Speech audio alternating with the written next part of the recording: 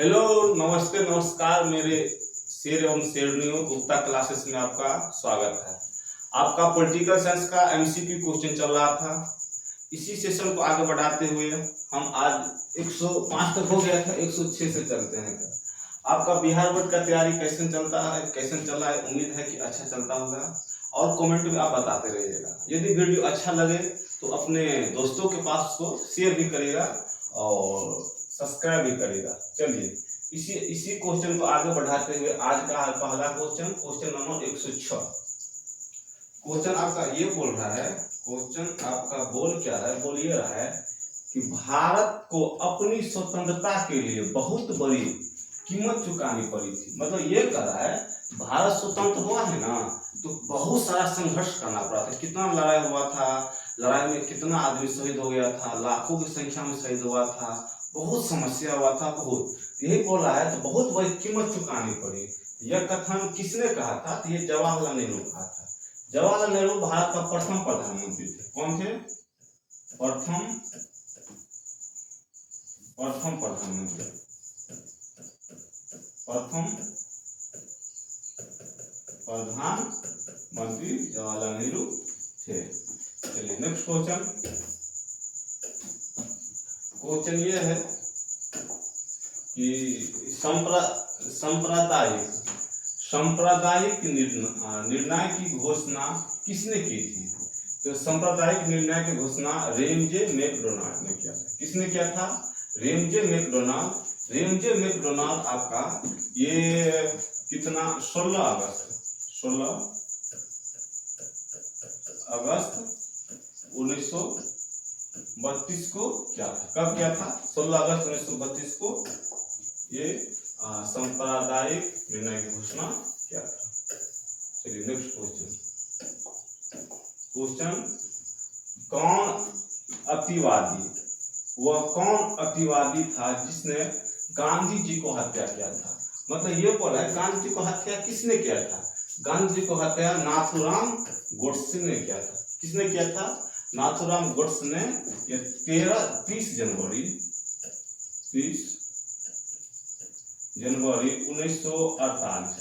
1948 के नई दिल्ली के बिरला हाउस में, नई दिल्ली बिरला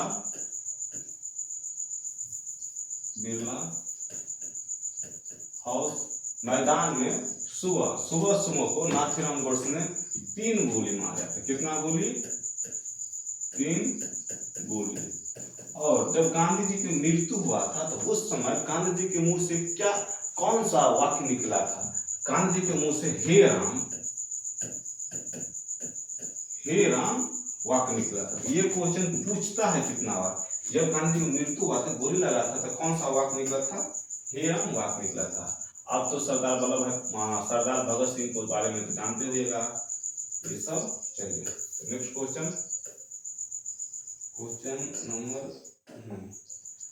ये है कि ब्रिटिश सरकार किस अधिनियम के द्वारा किस वर्ष भारत की शासन अपने हाथों में लिया था? ये बोल रहा है कि ब्रिटिश सरकार है ना, किस अधिनियम के तहत भारत का शासन हाथ में लिया था? देखिए, जब भारत में ब्रिटिश आया था तो एक कंपनी, मतलब एक व्यापार करने के लिए आया था। तो ईस्ट इंडिया कंपनी एक ठेकेदार के रूप में आया था। ये कह दिया था ब्रिटिश सरकार को कि आप टेंशन मत लीजिए, हम जाकर व्यापार करते हैं, अपने अनुसार से करते हैं, आपको इसका लाभ हम देते रहेंगे। ठीक है, यह था। मतलब ब्रिटिश सरकार को इसमें कोई हस्तक्षेप नहीं होता था। लेकिन 1857 के क्रांति 1857 में क्रांति में इतना अंग्रेज को इतना पीटा कि मत पूछिए, इसका कोई कहने लायक नहीं था। तो फिर ब्रिटिश सरकार को लगा कि नहीं, जो ईस्ट इंडिया कंपनी कर रहा है शासन भारत में, वो सही रूप से नहीं कर रहा है। तो सही रूप से नहीं कर रहा है तो पिटाई खा रहा है, तो आखिर भागना पड़ेगा। तो वहां के महारानी अपना हाथ में सत्ता ले लेता है कि आप कहेंगे भारत में जो भी नियम कानून बनाएंगे हम खुद बनाएंगे। तो ये 1857 में पिटाया, 1858 में नहीं है कोई, इसको 8 बना दीजिए, इसको आप 8 बना दीजिए, हो जाएगा। भारत शासन अधिनियम 1858 में ब्रिटिश सरकार ने भारत का सत्ता अपने हाथ में, शासन अपने हाथ में ले लिया था। उसके बाद ब्रिटिश सरकार अपने अनुसार से नियम कानून बनाते थे। नेक्स्ट क्वेश्चन, भारत का विभाजन निम्नलिखित में से किस अधिनियम के द्वारा किया गया था? भारत का विभाजन किस अधिनियम के द्वारा किया गया था? तो भारत स्वतंत्रता अधिनियम 1947। देखिए, भारत स्वतंत्रता अधिनियम 1947 ये लॉर्ड माउंटबेटन लाया था। कौन लाया था? Lord Mountbatten. लॉर्ड माउंटबेटन,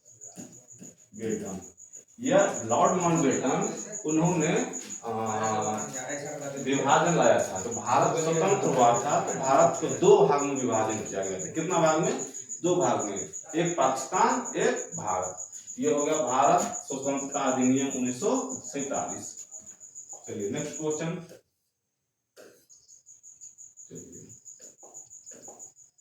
निम्नलिखित में से किसने प्रथम प्रधानमंत्री के रूप में पंडित जवाहरलाल नेहरू को शपथ दिलाया था? देखिए, प्रधानमंत्री की शपथ कौन दिलाते हैं? बताइए। प्रधानमंत्री की शपथ राष्ट्रपति दिलाते हैं, ठीक है ना। तो उस समय राष्ट्रपति के पद था ही नहीं, उस समय वायसराय का पद था। वायसराय के पद को ही राष्ट्रपति के पद में ट्रांसफर किया गया, ठीक है ना। तो प्रथम प्रधानमंत्री जवाहरलाल नेहरू थे, उसको शपथ दिलाना है तो कौन दिलाएंगे? उस वायसराय कौन था? वायसराय था लॉर्ड माउंटबेटन। तो लॉर्ड माउंटबेटन उसको शपथ दिलाएंगे। चलिए नेक्स्ट क्वेश्चन।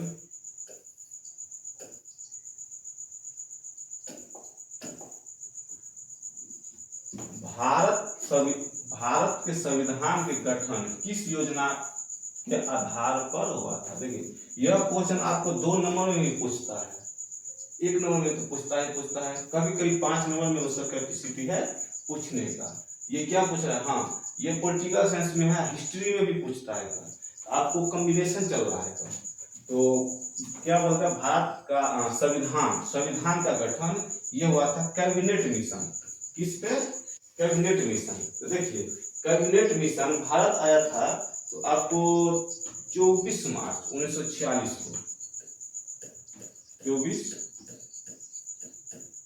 मार्च 1940 को भारत आया था, ठीक है।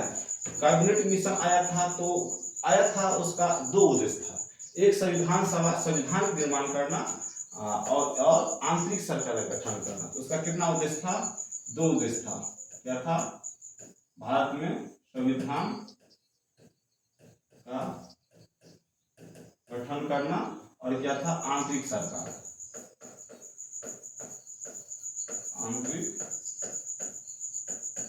आंतरिक सरकार का गठन करना, तो ठीक है। और आपको कैबिनेट मिशन में कितना सदस्य थे? पूछ लेते हैं कभी बात। कैबिनेट मिशन में 3 आदमी आए हुए थे। एक थे क्रिप्स, एक थे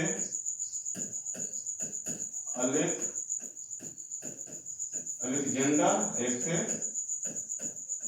लॉरेंस।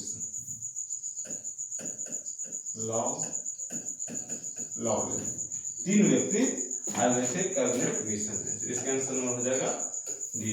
नेक्स्ट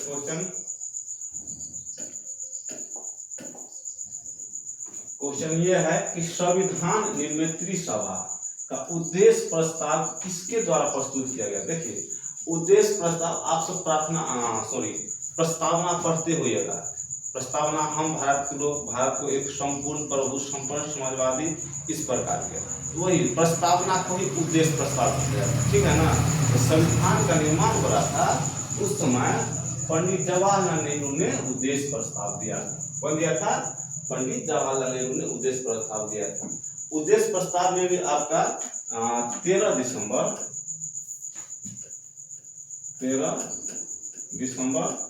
1940 को प्रस्तुत किया।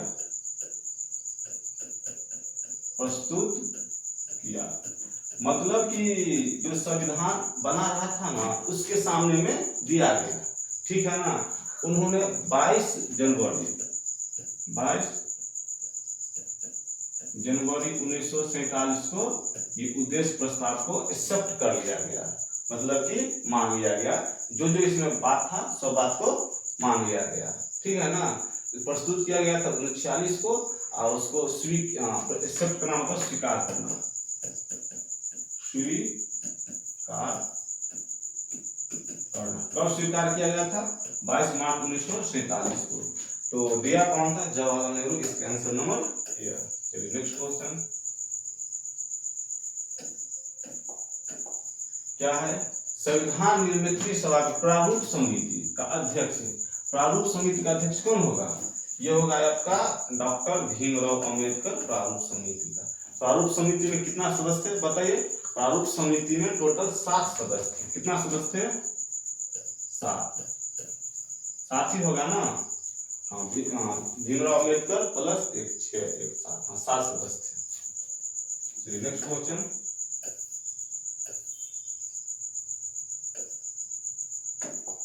ये है क्या?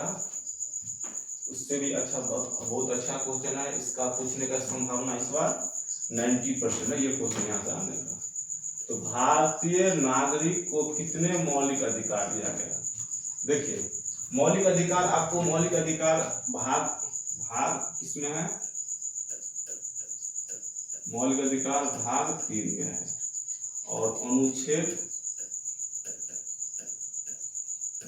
अनुच्छेद आपका 12 से लेके 35, अनुच्छेद 12 से लेके 35 तक में है। अब कितने मौलिक अधिकार दिया? पहले मौलिक अधिकार 7 था, पहले 7 था, लेकिन वर्तमान में 6 है, एक हटा दिया गया, ठीक है ना। अब 6 है तो कौन कौन है? देखिए आप थोड़ा इसको गौर से थोड़ा ध्यान दीजिएगा। पहला है समानता का अधिकार, समानता का अधिकार। दूसरा है स्वतंत्रता का अधिकार, समानता का, स्वतंत्रता का। तीसरा है शोषण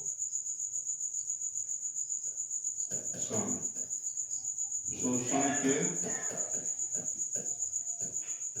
विरुद्ध अधिकार। चौथा है आपका शोषण,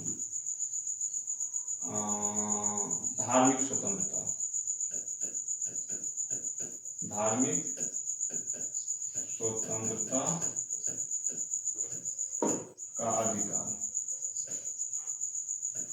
का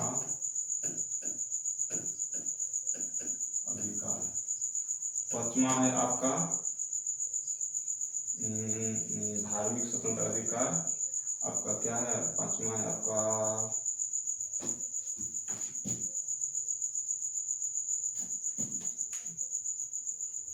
कहाँ ध्यान है आपका?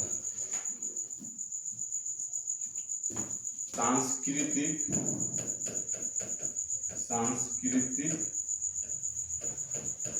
एवं शैक्षणिक का अधिकार,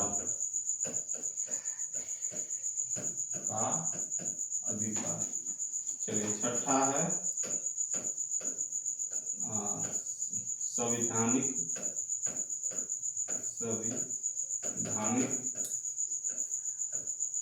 उपचार का अधिकार। इतना हो गया। आपका समानता का अधिकार अनुच्छेद 14 से लेके 18 तक में है, ठीक है। कहां से 14 से लेके 18 तक में। यह है 19 से लेके 22 तक में। शोषण का विरुद्ध हो गया आपको 23-24। धार्मिक हो गया आपको 25 से 28, ठीक है। सांस्कृतिक हो गया आपको 29-30, ये हो गया 32। ये 31 है ना, 31 को हटा दिया गया है, ठीक है ना। संपत्ति के अधिकार को हटा दिया गया है। आपका टोटल 6 हो गया, इसका आंसर नंबर होगा 6। पहले 7 था, वर्तमान में 6 है। चलिए नेक्स्ट क्वेश्चन, ये क्वेश्चन आ गया कौन सा मौलिक अधिकार नहीं है? तो ये तो हम बताए थे, समानता बताए थे, शोषण बताए थे, धार्मिक स्वतंत्रता बताए थे। ये संपत्ति बोले थे हटा दिया गया है, ठीक है ना, ये संपत्ति का अधिकार नहीं है। आंसर नंबर होगा डी। नेक्स्ट क्वेश्चन, कानून के समान संरक्षण शब्दावली कहाँ से लिया गया है? कानून के सामने में सब समान है, या आप एक जनता हो या कोई अधिकारी हो या पैसा वाला हो या गरीब हो, सब समान है कानून के सामने में। ये आपको लिया गया था अमेरिका से। कहाँ से लिया गया था? अमेरिका से। Answer number A. चलिए नेक्स्ट क्वेश्चन। क्वेश्चन ये है, भारत के वरिष्ठ मताधिकार प्राप्त करने का न्यूनतम आयु कितना है? न्यूनतम आयु 18 वर्ष है का। देखिए पहले 21 वर्ष था, पहले था 21 वर्ष, तो ये आपको 61वां संविधान संशोधन, 61वां संविधान संशोधन 1988 को राजीव गांधी सबसे युवा प्रधानमंत्री थे। राजीव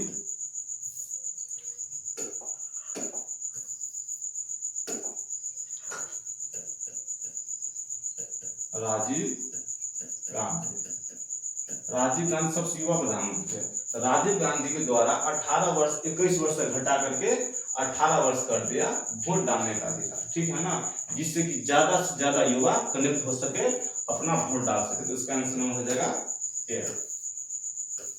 18 नंबर। अगला क्वेश्चन, प्रतिनिधि लोकतंत्र के आधार है। प्रतिनिधि लोकतंत्र का आधार क्या है? जो प्रतिनिधि होता है, जो लोकतंत्र का आधार है, वो लोकसभा में रहता है। Answer number C. Next question, किसी भी राज्य का विधानसभा का अधिकतम अनुज्ञेय सदस्य की संख्या कितनी हो सकती है? सदस्य संख्या की सीमा कितनी हो सकती है? ये बोला है कोई भी राज्य की विधानसभा है ना, इसमें अधिकतम सदस्य की संख्या कितने हो सकता है?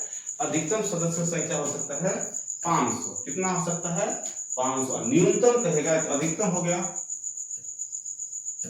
न्यूनतम हो जाएगा 60। कितना हो जाएगा? 60। लेकिन कुछ केंद्र शासित प्रदेश है, कुछ राज्य में 60 से भी कम है, समझ गया ना। लेकिन ये दिया गया है तो न्यूनतम 60 होना चाहिए, अधिकतम 500 होना चाहिए। चलिए नेक्स्ट क्वेश्चन। क्वेश्चन ये है कि विधान परिषद में सदस्य निर्वाचित होने के लिए न्यूनतम आयु कितनी होनी चाहिए? तो न्यूनतम आयु होना चाहिए 30 वर्ष। विधान परिषद का 30 वर्ष, विधानसभा का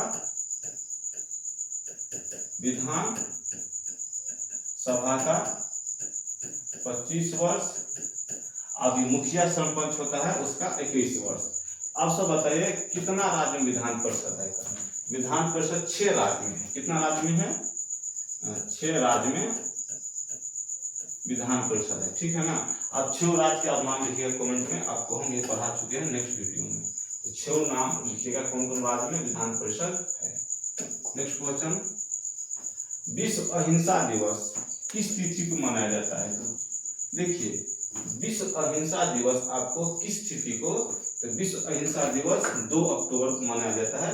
गांधी जी के जन्मदिन के आधार पे यूएनओ द्वारा उसको माना गया था 2 अक्टूबर को विश्व अहिंसा दिवस। नेक्स्ट क्वेश्चन,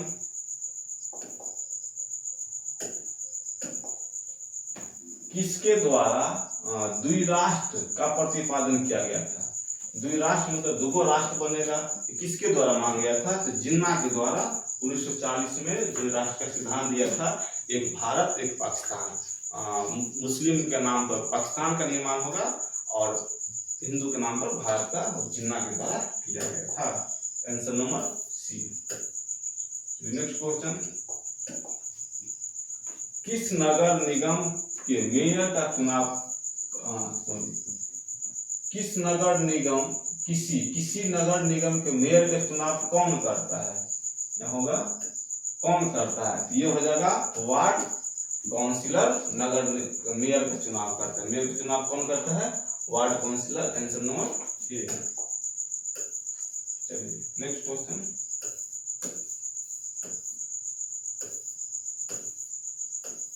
बोर्ड हीट हो गया।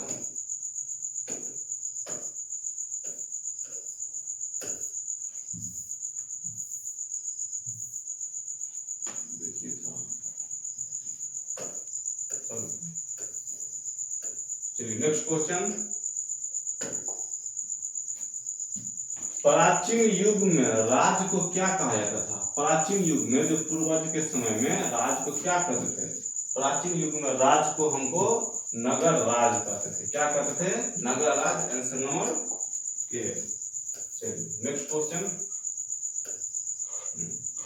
ये देखिए, ये क्या बोलता है, भारत में किस तरह की कार्यपालिका है? देखिए, कार्यपालिका का प्रधान होता है राष्ट्रपति, लेकिन राष्ट्रपति कौन काम करता है? नहीं, काम करता है प्रधानमंत्री। तो राष्ट्रपति नाम मात्र के लिए राष्ट्रपति है, नाम मात्र के लिए कार्यपालिका है। भारत में किस प्रकार कार्यपालिका है? तो नाम मात्र के लिए कार्यपालिका है, मतलब दिखावटी के लिए, साइन करने के राष्ट्रपति है, सारा काम प्रधानमंत्री करते हैं। भारत में किस प्रकार कार्यपालिका है? नाम मात्र के लिए कार्यपालिका। आंसर नंबर ए। Next question. नागरिकता कौन सा अनुच्छेद में है? ये अनुच्छेद हो जाएगा 5। भाग हो जाएगा, नागरिकता का भाग हो जाएगा 2। अनुच्छेद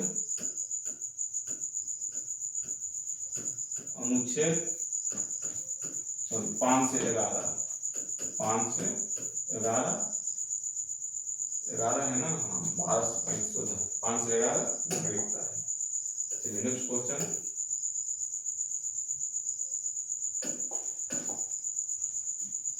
निम्नलिखित में से किस संसद को संबोधित करने का अधिकार? किसे संसद है ना, संसद को संबोधित कौन कर सकता है? तो देखिए, मुख्य न्यायाधीश कर सकता है। वो कैसे करेगा? वो तो अपना कोर्ट में रहेगा, वो तो कर ही नहीं सकता है। तब देखिए, निर्वाचन आयोग कर सकता है, वो उसको तो कोई जरूरत ही नहीं, उसको तो वोट करवाना है, कौन सा राज्य में किस प्रक्रिया से वोट होगा, उसको ये काम है। उसको भी नहीं काम है। अटॉर्नी जनरल जो सरकार के कानूनी सलाहकार होता है, जो सरकार के कोई भी तरह के कानून नियम कानून के बारे में समझाएंगे, तो वो सरकार के साथ साथ बैठे रहते हैं, का संबोधित कर सकता है। अटॉर्नी जनरल ये अनुच्छेद 76 के तहत करता है काम। कितना? अनुच्छेद 76 के तहत अटॉर्नी जनरल। चलिए नेक्स्ट क्वेश्चन यह है, किसकी सलाह पर विधान परिषद को समाप्त किया जा सकता है? आपको बोले थे ना कि 6 राज्य में विधान परिषद है। यदि हमको मन होगा विधान परिषद को खत्म करना है, विधान परिषद का कोई काम नहीं होता है, ये एक फालतू का पद है, पैसा खर्चा करने का है। ये किसके मन पर हो सकता है? ये विधानसभा तो मन पे समाप्त कर सकता है। ठीक है ना? आंसर नंबर हो जाएगा ए। राज्यपाल नहीं होगा, मुख्यमंत्री नहीं होगा, वो तो मुख्यमंत्री उसी का प्रधान होता है। आंसर नंबर ए, विधानसभा के मन पे उसको हटा सकते हैं। चलिए, ये हो गया आपको। लद्दाख केंद्र शासित प्रदेश कब बना? ये बना था आपको 31 अक्टूबर 2019 को। देख लीजिए 2019 को। इसमें लद्दाख और जम्मू कश्मीर 2 केंद्र शासित प्रदेश बना था। तो ये केंद्र शासित प्रदेश की संख्या कितना है? केंद्र शासित प्रदेश की संख्या 8 है। कितना है? 8 है। चलिए नेक्स्ट क्वेश्चन। केंद्र राज्य का संबंध का प्रमुख अचल क्या है? केंद्र राज्य के बीच में थोड़ा झगड़ा होता रहता है, अड़चन है। इसका क्या क्या कारण है? देखिए, एक है राज्यपाल की भूमिका। ये राज्यपाल होता है ना, ये केंद्र सरकार का आदमी होता है। राज्य में कुछ करता है तो केंद्र सरकार को सारा खबर करता रहता है। यदि केंद्र में किसी का और पार्टी की सरकार हो और राज्य में कोई और पार्टी की सरकार हो, दोनों काम क्रिया में बहुत समस्या होता रहता है, क्योंकि राज्यपाल का बिना सिग्नेचर काम होगा नहीं। राज्यपाल पूर्ण काम करेगा तो केंद्र सरकार के मन से करेगा, राज्य में तो दूसरा का सरकार है, तो वहाँ थोड़ा समस्या होता रहता है। एक ये अड़चन है। एक ये भी है कि अनुच्छेद 356 के तहत केंद्र सरकार राज्य में आपातकाल लागू कर सकता है। यदि राज्य सही से संविधान का पालन नहीं करता है, तो राज्यपाल के कहने पर केंद्र सरकार 356 के तहत राष्ट्रपति शासन लागू कर सकता है। ये भी एक है। एक राज्य की केंद्र पर निर्भरता। देखिए, राज्य को कोनो काम करना पड़ेगा ना, तो केंद्र से पूछना पड़ेगा, केंद्र पर निर्भर है। एक ये भी है कर, यही से समस्या है, इनमें हो जाएगा इनमें से सभी अड़चन है कर। नेक्स्ट क्वेश्चन, संविधान सभा के अध्यक्ष कौन थे? संविधान सभा के अध्यक्ष कौन थे बताइए? होगा अध्यक्ष कौन होगा? डॉक्टर राजेंद्र प्रसाद होगा।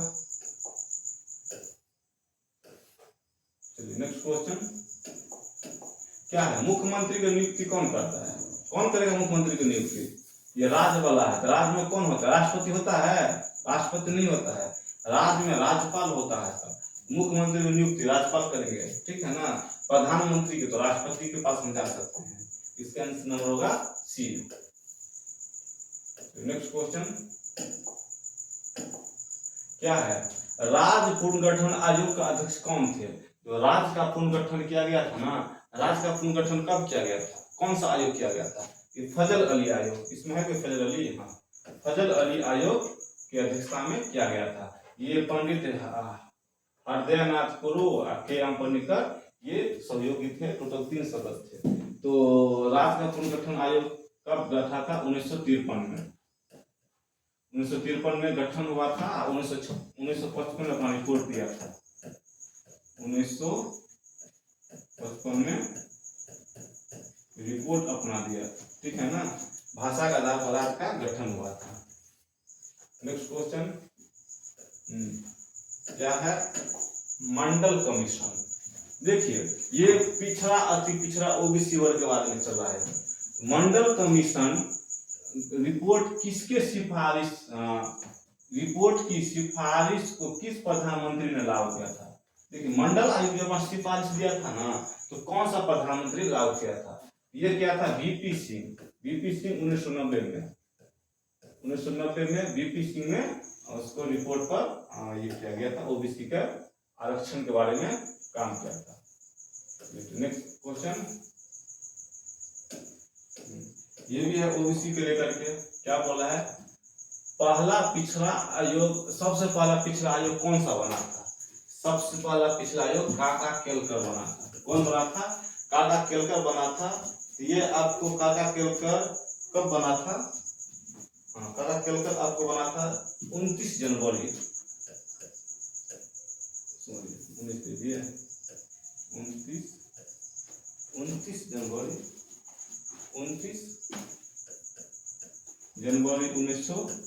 1953 को पहला पिछला आयोग बना था, काका केलकर आयोग। आंसर नंबर ए। नेक्स्ट क्वेश्चन, प्रथम शिक्षा मंत्री। ये तो आप सबको पता होगा, प्रथम शिक्षा मंत्री कौन होगा? प्रथम भारत के शिक्षा मंत्री अब्दुल कलाम आजाद होगा। Answer number D. Next question number, फिर ये क्वेश्चन तो अभी तो हुआ था, देख लीजिए, इसका पूरा क्लियर करना है। राज्य पुनर्गठन आयोग के विषय में कौन सा कथन असत्य है? इसका स्थापना 1953 में बताया कि 1953 में स्थापना हुआ था, 1955 में रिपोर्ट दिया था। चलिए, ये रिपोर्ट 1966 में नहीं तो 1955 में दिया था, ये गलत बात बोल दिया है। उन्होंने इसने भाषाई राज्यों के निर्माण के लिए सिफारिश किया था। जैसे भाषा के आधार पर राज्य का निर्माण करने के लिए बात किया था। ये क्या बोला है? निम्न सभी कथन असत्य है। सभी कैसे असत्य है? ये तो सही है, ये सही है, सभी असत्य हो ही नहीं सकता है। इसका आंसर नंबर होगा बी।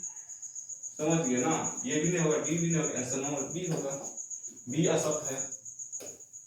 चलिए नेक्स्ट क्वेश्चन, पूना पैक्ट। देखिए पूना पैक्ट क्या है?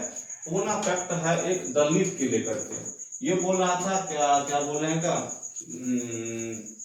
डॉक्टर भीमराव अंबेडकर ये बोला था एक सांप्रदायिक क्षेत्र बनाएंगे दलित को लेकर के, सांप्रदायिक क्षेत्र बनाएंगे दलित को लेकर के। इसी को लेकर के महात्मा गांधी रूठ गए थे और अनशन पर चल गए थे, ठीक है ना। तो ये पूना पैक्ट हुआ था, तो ये दोनों को मिलाया गया था 24 सितंबर 1932 को। 24 सितंबर 1932 को पूना के यरवदा जिले में था। पूना के यरवदा जिले में उस समय क्या बोलते हैं पंडित महात्मा गांधी जेल में थे तो वहीं पे अनशन कर दिए थे। तो फिर उसको लेके गया था, डॉक्टर भीमराव अम्बेडकर को ले गया था, फिर बोला था कि चलिए ठीक है, आपको सांप्रदायिक दलित सांप्रदायिक क्षेत्र हम नहीं मांगेंगे, आप आरक्षण। तो गांधी जी बोला कि हम आरक्षण दे देते हैं आपको, जितना मांगना है उतना, लेकिन सांप्रदायिक क्षेत्र नहीं बनाए। यदि उस समय सांप्रदायिक क्षेत्र बना दिया रहता तो भारत फिर एक और हिस्सा में बढ़ जाता, जिस पर पाकिस्तान बना, दलितों का एक देश बन जाता। ठीक है ना, ये गांधी जी का लंबा सोच था। इसका आंसर नाम होगा ए। नेक्स्ट क्वेश्चन, भारत में पहला नगर निगम का स्थापना ये है मद्रास। अब बिहार में आएगा तो पटना। चलिए नेक्स्ट क्वेश्चन क्या बोल रहा है, ये क्वेश्चन आउट ऑफ क्वेश्चन है, ये क्वेश्चन आप नहीं पूछा, खत्म हो गया है। चलिए तो हम बता दे रहे हैं, ठीक है ना। ये क्या बोला है, किस अनुच्छेद के तहत राष्ट्रपति 2 आंग्ल भारतीयों को लोकसभा में नियुक्ति करता है? कहाँ करता है? लोकसभा में। ये 2019 में, ये क्वेश्चन 2019 में पूछा था, ठीक है ना। कब पूछा था? 2019 में, और इसको 2019 में खत्म कर दिया। अब आंग्ल नहीं है क्या, उसका आंसर नंबर हो जाएगा 331 अनुच्छेद, इसको हटा दिया गया है 2019 में। आंग्ल किसको कहते हैं क्या? जिसका माताजी इंडियन थे और पिताजी यूरोपियन थे। माताजी इंडियन, पिताजी यूरोपियन, उसका बच्चा जन्मेगा, ये होंगे आंग्ल भारतीय। ठीक है ना। ये तो आजादी के समय में समस्या था, अब तो लंबा समय हो गया तो कोई ऐसा कोई बात ही नहीं है। इस पद को हटा दिया गया 2019 से 19 में। इसका आंसर नंबर हो जाएगा सी। अब ये क्वेश्चन फॉल्स चल गया, ये क्वेश्चन पूछने वाला नहीं है। क्या बोलता है, पराकलन समिति के सदस्य कौन होते हैं? ये लोकसभा के अध्यक्ष, लोकसभा के सदस्य होते हैं। पराकलन समिति होता है जो लेखा जोखा करता है ना, कोई काम का स्कीम बनाता है ना, उसी को हम पराकलन समिति कहते हैं। इसका सदस्य होता है लोकसभा के सदस्य चुने गए रहते हैं, उसी का होता है। नेक्स्ट क्वेश्चन, क्वेश्चन यह है कि नगर निगम स्थापित होने के लिए कम से कम कितनी जनसंख्या की आवश्यकता होगा? नगर निगम बनाने के लिए कम से कम 5 लाख से अधिक जनसंख्या रहेगा, उस क्षेत्र को नगर निगम में रखा जाएगा, नहीं तो ये पंचायत मुखिया वाला में ही रखा जाएगा। चलिए, नगर किस संविधान संशोधन के तहत नगर निकाय का दर्जा दिया गया है? 74वां संविधान संशोधन 1952 में दिया गया था, लेकिन लागू हुआ था 1993। ओ भाई, 1993 में लागू हुआ था। संशोधन हुआ था 74वां संविधान संशोधन 1992। Answer number C. Next question क्या बोल रहा है कि संविधान की कौन सा अनुच्छेद संसद के राज्य सूची के किसी विषय पर विधान बनाने की शक्ति देता है? ये हो जाएगा अनुच्छेद नंबर आपको 249 से इस काम पे चलेगा। नेक्स्ट क्वेश्चन,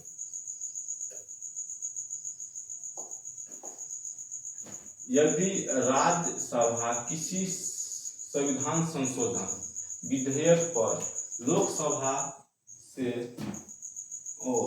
राज्यसभा किसी भी संविधान संशोधन विधेयक पर लोकसभा असहमति रहेगा, मतलब पुनः नियम बना रहा है, राज्यसभा पास कर दिया, लोकसभा पास नहीं करता है, असहमति है, तो उस समय क्या किया जाएगा? तो उस समय संयुक्त बैठक होगा। क्या होगा? संयुक्त बैठक बुलाता कौन है? संयुक्त बैठक राष्ट्रपति बुलाते हैं। ठीक है ना। इसका आंसर नंबर हो जाएगा बी। नेक्स्ट क्वेश्चन, चलिए आज के लिए इतना ही क्वेश्चन है। आप सब कमेंट में बताइएगा कितना क्वेश्चन सही हुआ, कितना क्वेश्चन गलती हुआ। और अपना समय बहुत कम है, समय कैसे खत्म होगा पता नहीं चलेगा, इसीलिए अपना जो पढ़ाई का रफ्तार था बढ़ाना है का, क्योंकि बोर्ड आ रहा है और इसमें नंबर भी है। सबसे बड़ी बात है कि पैसा भी मिलता है, तो पढ़ना तो पड़ेगा, अब पढ़ेगा तो अच्छा होगा, पैसा भी मिलेगा, मार्क भी मिलेगा और सब कुछ अच्छा मिलेगा। तो आज के लिए इतना ही, आगे वीडियो के लिए आप सब वेट करिएगा। फिर अगला वीडियो अगला टाइम हो जाएगा। नमस्कार, थैंक यू।